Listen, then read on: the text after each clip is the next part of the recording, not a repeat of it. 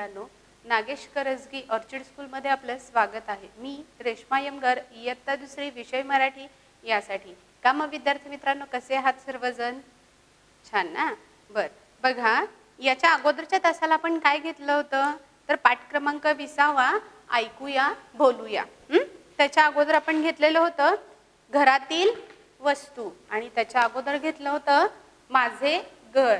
काय सांगते मी? कारण पाठ क्रमांक 18, 19 आणि 20 हे जर तिन्ही पाठ पाहिले आपण तर ते कशावर आधारित होतं?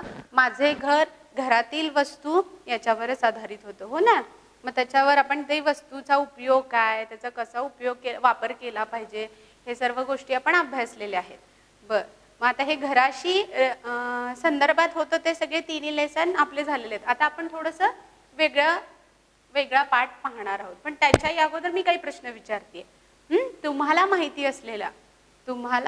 असलेल्या पक्ष्यांची नावे सांगा. काय काय सांगणार मग? तुम्हाला माहिती असलेल्या पक्ष्यांची नावे सांगा. चिमणी, कावळा, पोपट, मोर, आणखीन बरेचसे पक्षी येतात. मग पक्ष्यांमध्ये चिमणी, कावळा, पोपट, जसं कोकिळा आहे, परत घार आहे, असे जर मोजायला बसले तर असंख्य अशी पक्ष्यांची नावं आहेत, बरोबर ना. आता सांगितलं मी चिमणी, कावळा, पोपट ही तुम्हाला माहिती आणि मलाही माहिती आहे. मग आता मी एक चित्र दाखवते. ते चित्र सांगा बरं. कशात सांगा? काय दिसत आहे तुम्हाला? ते अगदी बरोबर ओळखले. काय आहे हा? कोंबडा. काय आहे? कोंबडा. माहिती आहे ना सर्वांना? सर्वांच्या परिचयाचा आहे.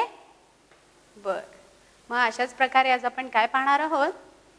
पाठ क्रमांक 21. तुम्ही तुमचंही पाठ्यपुस्तक सगळ्यांनी काढायचं आहे.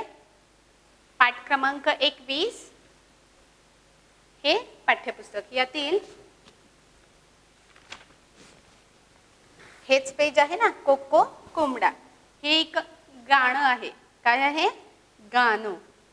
कशावर आधारित आहे? एक चित्र दाखवलं होतं मी. काय आहे? हे चित्र दाखवलं होतं आणि हे नाव आहे त्याचं, कोंबडा. आता आपण काय करूया, थोडंसं झूम करून बघूया. असंच आहे ना तुमच्या ही पाठ्यपुस्तकाचं पान. काय आहे? पाठ क्रमांक 21. पाठ क्रमांक 21 कोको कोंबडा. कोको कोंबडा. काही विद्यार्थी इथं खूप मोठी मिस्टेक करतायत, चूक करतायत. काय आहे? क ला एक काना एक मात्रा को आहे, परंतु हे जे दिसत आहे की नाही, हे असं चिन्ह आहे. फक्त हे असं चिन्ह आहे. ह्याला तुम्ही असं ड म्हणून उच्चार करायचा नाही आहे. काही मुलं काय करतायत, त्याचा ड असा उच्चार करतायत. कोड कोड कोंबडा असं कुठं असतं खरे? नाही ना. एक चिन्ह आहे ते साऊंड, म्हणजे आवाजाचं चिन्ह कसं, तसं ते आवाज कसं करतं? कोक्को कोंबडा असं दिलेले. कोडकोड असं वाचायचं नाही. कोक्को कोंबडा. ऐका, म्हणा. ऐकायचं आहे पहिल्यांदा आणि नंतर म्हणायचंय. मग ऐकायचं कसं? तर मी पहिल्यांदा सांगेन, म्हणेन आणि नंतर तुम्ही ते ऐकून म्हणायचं आहे माझ्या मागे. पण त्याच्याही अगोदर असाच कोंबडा दाखवला होता ना, आणि तुमच्या पुस्तकातही असंच दिसत आहे. कुठे बसलेला दिसतोय सांगा बरं तो? आता ज्यांच्याकडे शेती वगैरे आहे किंवा शेतात घर आहे, तर त्यांच्याकडे व्यवसाय म्हणून एक शेतीला जोडधंदा म्हणून असे कोंबड्या पाळल्या जातात, परत शेळ्या पाळल्या जातात. पाळीव प्राण्यांमध्ये येतं ना हे. मग चला मी वाचतीये, फक्त तुम्ही त्याच्यावर बोट ठेवायचं आहे. कोको कोंबडा पांढरा आणि तांबडा. कोको कोंबडा पांढरा आणि तांबडा, छपरावर जाऊन पाय झाला लंगडा. छपरावर जाऊन पाय झाला लंगडा. कोको कोंबडा. कुठे गेलेला आहे कोंबडा? मग हे घर आहे आणि हे घराचं काय आहे? छप्पर. आपण म्हणतो ना पत्र्यावरती, पत्रा तो वेगळा, परंतु इथे जर दिसत आहे तर कौलारू असतात. ह्याला कौलारू म्हणतात. पहा, असे जे दिसत आहेत ना, अशी अशी अशी डिझाईन दिसत आहे ना, माहिती असेल तुम्हाला. हे काय आहे? कौलारू. त्याला काय म्हणतात? छप्पर. कोको कोंबडा पांढरा आणि तांबडा. पांढरा आणि तांबडा म्हणजे काय? कोणत्या कोणत्या रंगाचे असतात कोंबडे मग? पांढऱ्या रंगाचा असतो, लाल रंगाचा असतो, काही वेळेस थोडासा पांढरा, थोडासा लाल, काळ्याही रंगाचा असतो, बरोबर ना? मग आपल्या चित्रात जो दिसत आहे कसा दिसत आहे? कोको कोंबडा पांढरा आणि तांबडा. इथे पाहायला गेलं लाल रंग आहे, काय म्हणतात त्याला? तुरा म्हणतात. त्याच्या डोक्यावर जे असतं ना त्याला म्हणतात तुरा.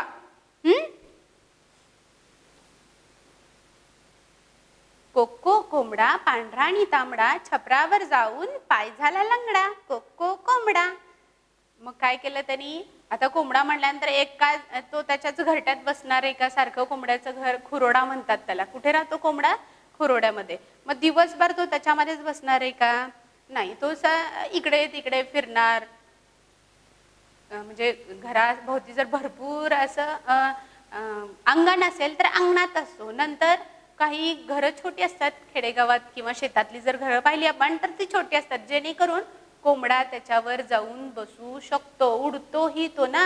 अगदी इतर पक्ष्यांप्रमाणे तो उंच नाही उडत, पण कमी उंचीवर तो उडू शकतो. मग काय करतो तो? छपरावर जाऊन पाय झाला लंगडा. मग काय केला तो? एकदा आता आपण गोष्टी स्वरूपात पण आपण याला घेऊ शकेल ना, की एक कोंबडा होता, तो पांढऱ्या आणि तांबड्या रंगाचा होता.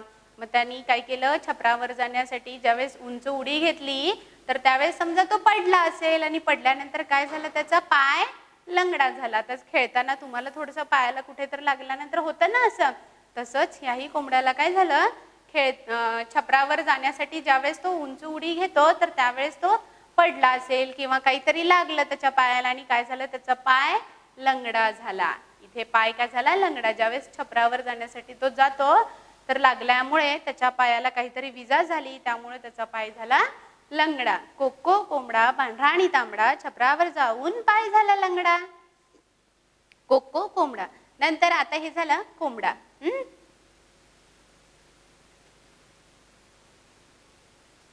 आता काय दिसत आहे सांगा बरं? हे चित्र कशाचं आहे? चिमणी. अगदी सोपं आहे हो ना. चिव चिव चिमणी.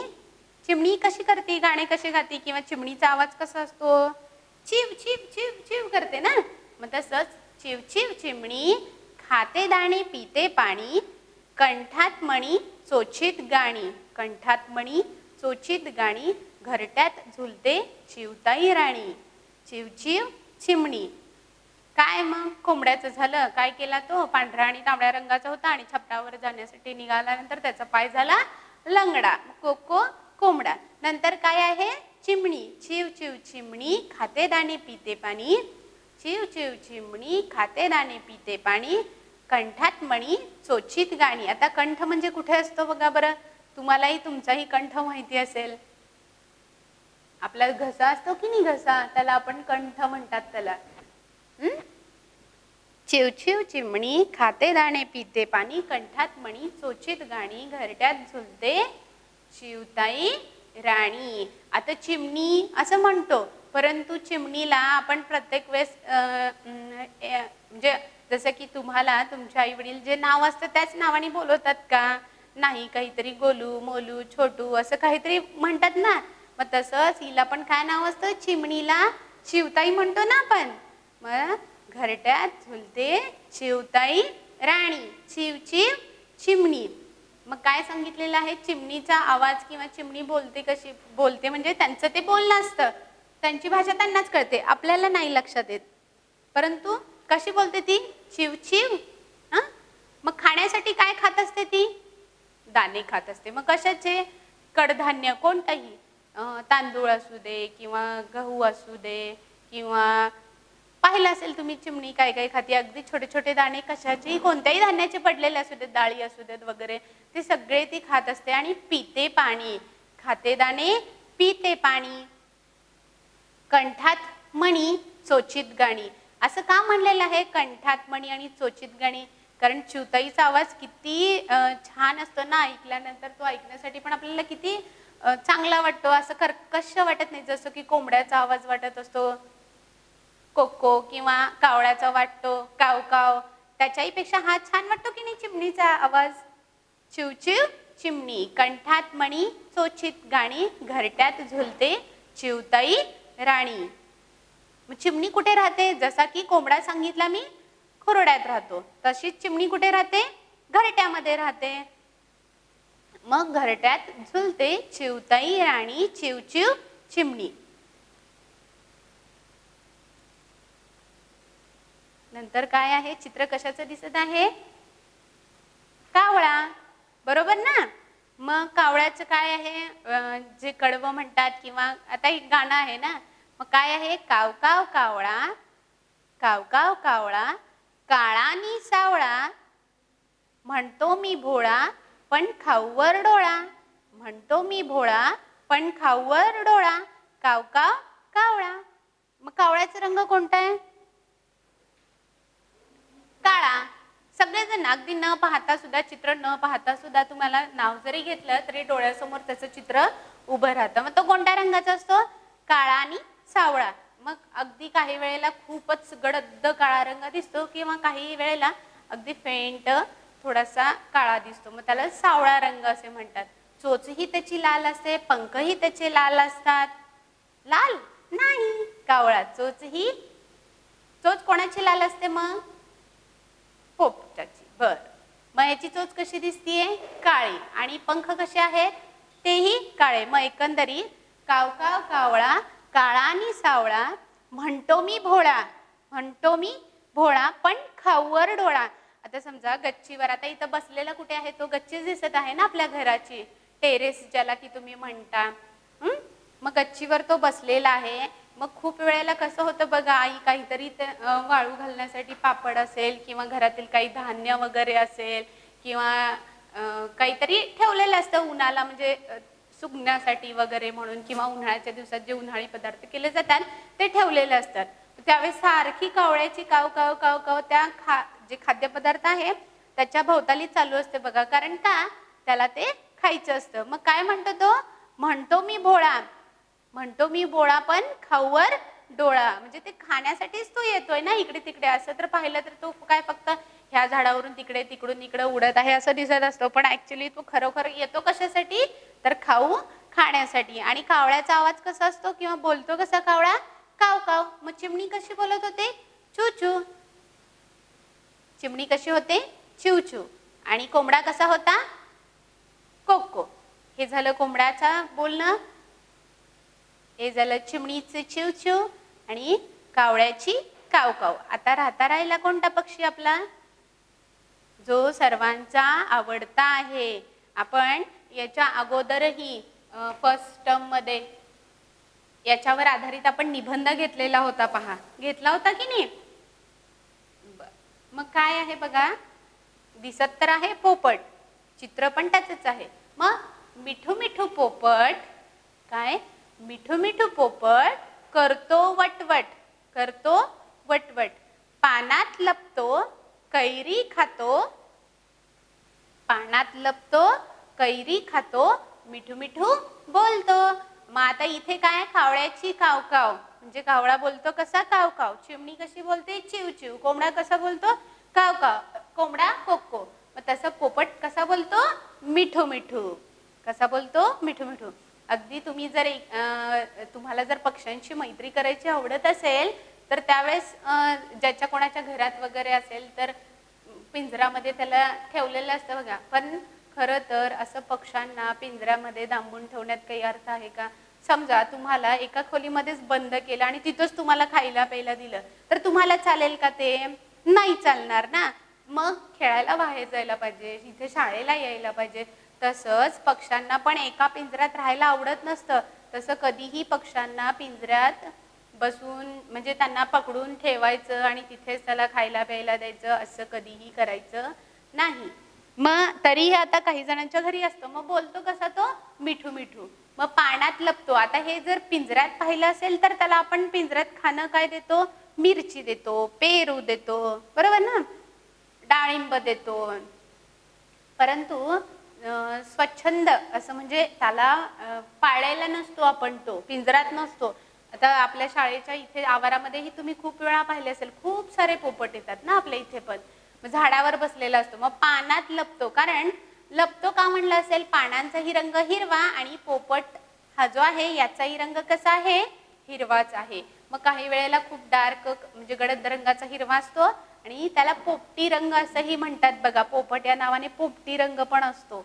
मग पानात लपतो कैरी खातो, म्हणजे आता मी काय सांगितलं होतं? डाळिंब खातो, पेरू खातो, परत मिरची खातो. मग आता अजून एक काय कळालं? तो कैरीही खातो. पानात लपतो, कैरी खातो, मिठू मिठू बोलतो. मग आता हे आपलं गाणं होतं. गाणं म्हणा किंवा कविता म्हणा. मग ही लिहिली आहे कोणी सांगा बरं? जर एखादा धडा असेल किंवा कविता असेल त्याच्या खाली असं डॅश करून नाव लिहिलेलं असतं. पहा काय लिहिलेलं आहे, वाचा बरं.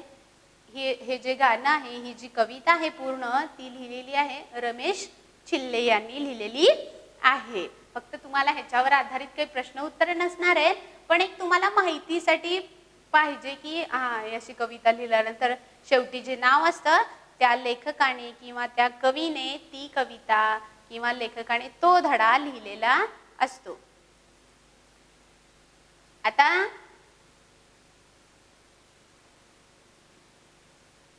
तुम्ही तुमचं पुस्तक बंद करायचं आहे. फक्त आपण काय पाहणार आहोत आता?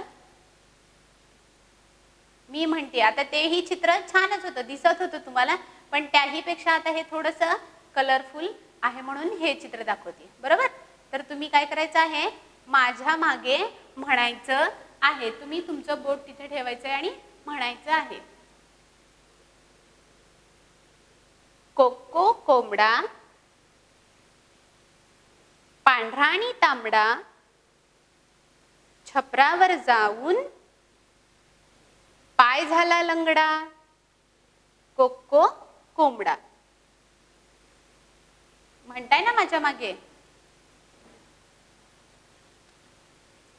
नंतर चिव चिव चिमणी खाते दाणे पीते पाणी. खाते दाणे पीते पाणी कंठात मणी सोचित गाणी. घरट्यात झुलते चिवताई राणी. घरट्यात झुलते चिवताई राणी. चिव चिव चिमणी.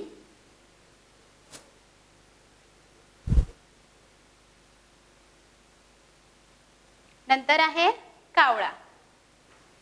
बोट ठेवायचं आहे तुम्ही. तुमचं बोट त्या शब्दावर त्या ओळीवर ठेवलं की म्हणजे तुमच्या लक्षात येईल की लिहिलाय कसा आहे तो शब्द, वाचताना त्याचा उच्चार कसा केला पाहिजे. काव काव कावळा काळा आणि सावळा म्हणतो मी भोळा पण खाऊवर डोळा.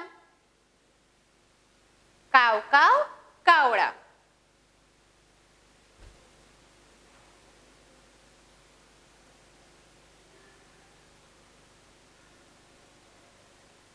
नंतर काय आहे? पोपट. आता त्याही चित्रापेक्षा आता तुमच्या पाठ्यपुस्तकातील चित्र ही छानच होतं, पण इतकं व्यवस्थित दिसत नव्हतं ते. आता हे कसं अगदी व्यवस्थित इथे कैरी दिसत आहे, झाड दिसत आहे, आणि जसं की मी सांगितलं इथे जर पाहिलं पंखाला तर हिरवा रंग दिसतोय. हा आणि हा अगदी बरोबर मॅच होतोय की. आणि जर त्याच्या शरीराचा कलर पाहिला असा तर तो पोपटी रंगाचा दिसत आहे थोडासा, म्हणजे थोडासा फेंट हिरवा दिसत आहे. मग ह्याचं काय आहे? कडवं. मिठू मिठू पोपट मिठू मिठू पोपट करतो वटवट पानात लपतो कैरी खातो मिठू मिठू बोलतो. मिठू मिठू बोलतो. म्हटली माझ्या पाठीमागे सर्वांनी कविता.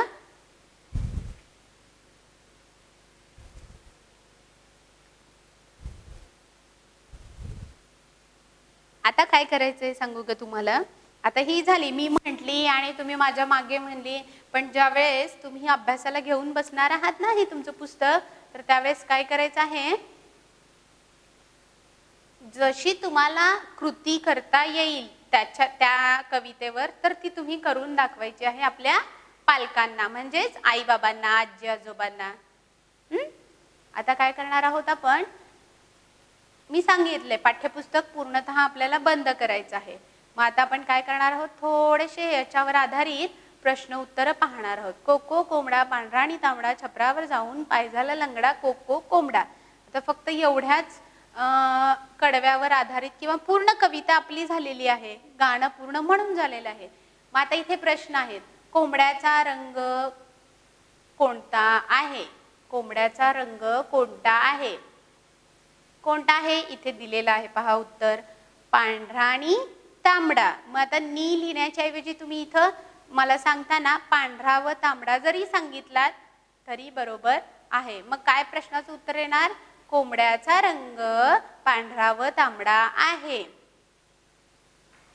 दुसरा प्रश्न काय येतो, कोंबडा कसा ओरडतो? कोंबडा कसा ओरडतो? तर कोको कोंबडा. कसा ओरडतो कोंबडा? इथे फक्त आपल्याला एवढंच उत्तर म्हणून घ्यायचं आहे, कोको कोंबडा. हे झालं त्याचं उत्तर. कोंबडा कसा ओरडत आहे? कोंबडा कोको ओरडत आहे किंवा ओरडतो. आता इथे ओरडतो दिले आणि समजा कसा ओरडत आहे, कसा करत आहे म्हटल्यानंतर जसं आहे तसं आपण प्रश्नामध्ये तो कसा, काय, कोणाच्या असे WH क्वेश्चन जे म्हणतात तुम्ही त्याला प्रश्नार्थक जे शब्द आहेत ते वगळून आपण आहे तसं उत्तर त्याचं पूर्ण लिहित असतो. कोंबडा कसा ओरडतो? कोंबडा कोको ओरडतो. चिमणी काय खाते? चिमणी काय खाते? आता इथे फक्त आपल्याला काय घालायचं आणि काय लिहायचंय. चिमणी काय खाते? दाणे. मग इथे मी उत्तर लिहू, फक्त हे समजण्यासाठी आहे, तुम्हाला लिहायला नाही सांगितलेलं. कोणाच्या चोचीत गाणी आहेत? कोणाच्या चोचीत गाणे आहेत? काय लिहिलेलं आहे बघा, त्यासाठी आपण पूर्ण कडवं वाचूया. चिव चिव चिमणी खाते दाणे पिते पाणी, कंठात मणी चोचीत गाणी. कंठात मणी चोचीत गाणी, घरट्यात झुलते चिवताई राणी. घरट्यात झुलते चिवताई राणी. मग कशाबद्दल आपण ही जी कविता आहे किंवा हे जे कडवं आहे कोणत्या पक्ष्यांबद्दल वाचत आहोत? चिवताई बद्दल ना, चिमणी बद्दल. मग काय लिहिलेलं आहे? कोणाच्या चोचीत गाणी आहेत? चिवताईच्या चोचीत गाणी आहेत. उत्तर बरोबर आहे ना, इथे आहे बघा, चिवताईच्या चोचीत गाणी आहेत. काळा आणि सावळा कोणाचा रंग आहे? काळा आणि सावळा कोणाचा रंग आहे सांगा बरं. आता चित्र न पाहता तुम्ही सांगू शकता. काळा आणि सावळा कोणाचा रंग आहे? कावळ्याचा. अगदी बरोबर. मग इथे उत्तर काय येणार आहे?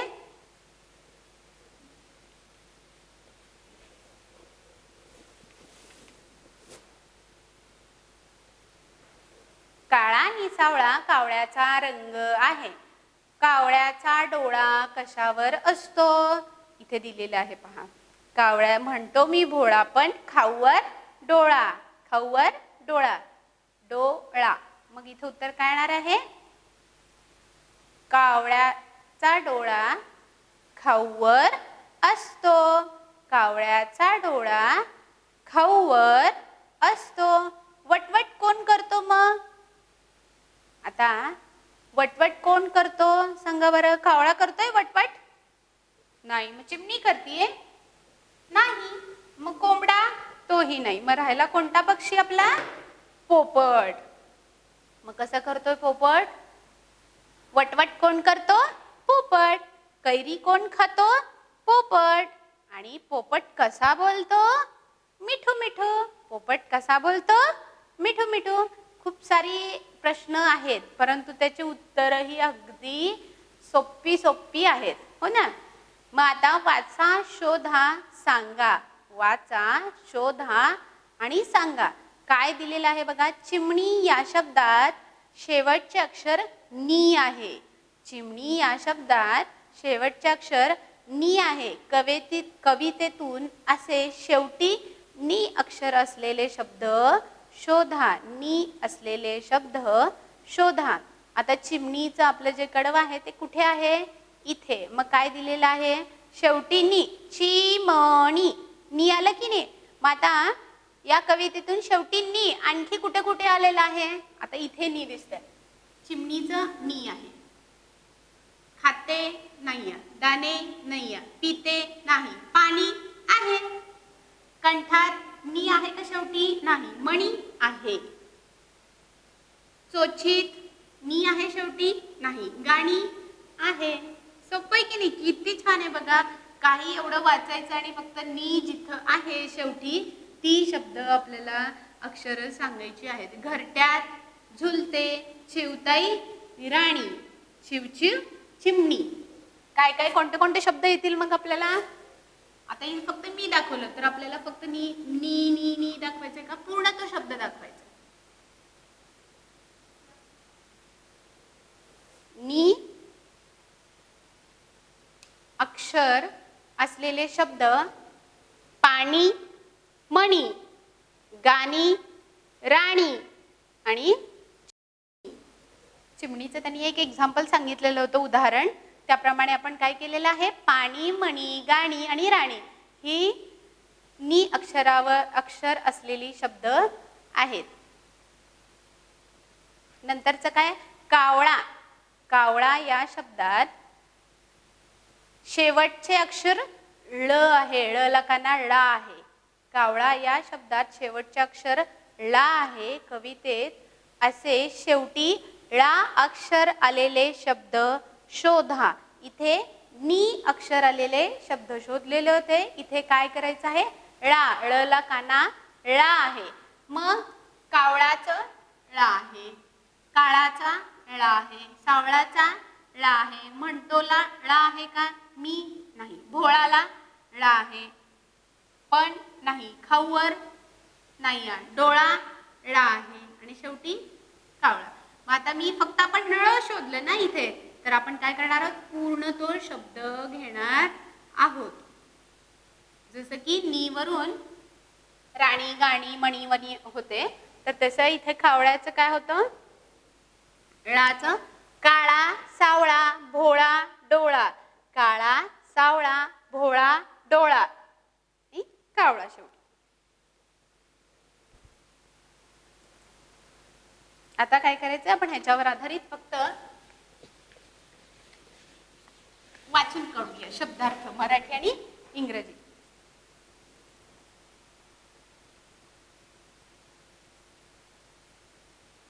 शब्दार्थ. कोंबडा. इंग्लिश मध्ये काय म्हणतात त्याला? कॉक.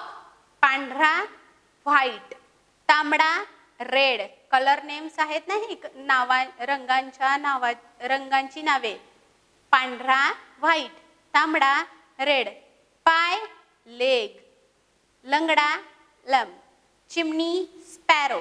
खाते इटिंग, दाणे ग्रेन्स, पिते ड्रिंकिंग, पाणी वॉटर. कंठ थ्रोट. कंठाला काय म्हणतात? थ्रोट. मणी स्वीटनेस, चोच बेक. गाणे सॉन्ग. घरटे नेस्ट, झुलणे टू स्विंग. कावळा क्रो, काळा ब्लॅक, सावळा डार्क. भोळा इनोसेंट. अगदी तुमचंही चेहरा असतं की नाही, वाटता तुम्ही इनोसेंट दिसायला, परंतु असता का तसंच कावळ्याचा डोळा कशावर असायचा? खाऊवर. म्हणजेच तो इनोसेंट झाला का? नाही. मग इनोसेंट. भोळा इनोसेंट, डोळा आय, पोपट पॅरट, पान लीफ, कैरी रॉ मँगो. जेव्हा पिकायची असते ना त्याला आपण कैरी म्हणतो आणि पिकल्यानंतर त्याच्यात काय होतो? आंबा तयार होतो. आता कोण कसे बोलतो? योग्य ठिकाणी बरोबर अशी खून करायची. कोण कसे बोलते? योग्य ठिकाणी बरोबर अशी खून करा. कोंबडा. मग कसा बोलतो तो? कोको बोलतो का कुई कुई बोलतो? कोको बोलतो. चिमणी ची ची असं ओरडते का चिव चिव असं म्हणते? चिव चिव. वाचायचंय हा, वाचूनच करायचंय. कारण दिसताना इथे पण म्हणजे तुम्ही पहिली विलांटी दुसरी विलांटी याच्याकडे नाही लक्ष देणार, यालाही दुसरी विलांटी पण उच्चार त्याचा चीच होतो आणि इथे पण हे होतं. परंतु इथे जसं की कोंबड्याचं आवाज सांगितलं हे असं चिन्ह असतं, इथेही तसंच त्यांनी चिन्ह दिलेलं आहे. मग चिमणीचं बोलणं असं नाही आहे. चिव चिव, फक्त सिंपल चिव चिव. तिथं काही आपल्याला त्यांनी सिम्बॉल दिलेलं नाही. कावळा, डराव डराव का काव काव. कावळा कसं ओरडतो? काव काव. मग डराव डराव ओरडणं कोणाचं आहे सांगा बरं? आपल्या अगदी पहिल्या कवितेमध्ये झालेली आहे ती कविता आणि त्याच्यामध्ये ह्या प्राण्याचं ओरडणं असं होतं. कोणती होती पहिली कविता? का सगळं डोकं ब्लँक झालंय? पाऊस ही कविता होती आणि त्याच्यामध्ये बेडूक असा ओरडत असतो, डराव डराव किंवा डरावडूक डरावडूक. पोपट मिठू मिठू बोलतो का पो पो बोलतो? मिठू मिठू. खूप सोपं आहे. कोण कसे बोलते, कोण कसे बोलते. कोण कोण दिले? कोंबड्याचं नाव आहे म्हणजे कोंबडा, चिमणी, कावळा आणि पोपट. योग्य ठिकाणी बरोबर अशी खूण करा. कोको दिले आणि त्याच्या समोर एक आपल्याला चौकोन दिलेला आहे, एक ब्रॅकेट दिलेला आहे, त्याच्यामध्ये आपल्याला बरोबर अशी खूण करायची. कोणतं उत्तर बरोबर आहे त्याच्या समोर. सोपं आहे की नाही? कोंबडा कोको का कुई कुई? नाही. म्हणून आपण ह्याच्या समोर हे उत्तर बरोबर आहे म्हणून आपण इथे काय केलेलं आहे? बरोबर अशी खूण केलेली आहे. चिमणी ची ची का चिव चिव? चिव चिव. तर मग तिथे आपण बरोबर अशी खूण केलेली आहे. कावळा काव काव आणि पोपट मिठू मिठू. बघून घ्या थोडंसं व्यवस्थित.